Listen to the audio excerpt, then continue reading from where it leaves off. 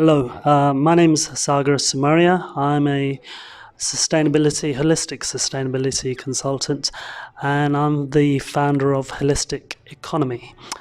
So I've got to know Ilona over the last few weeks, and what resonated for me and connected me was her interest and her passion for animals, and of course her passion to connect with animals spiritually, which is something I'm very much interested in as well.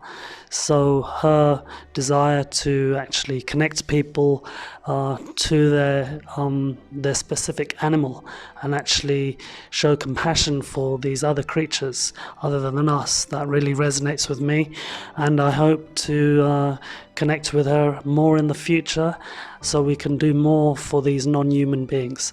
So it's been a pleasure to know her, and I hope to work with her in the future. Thank you very much.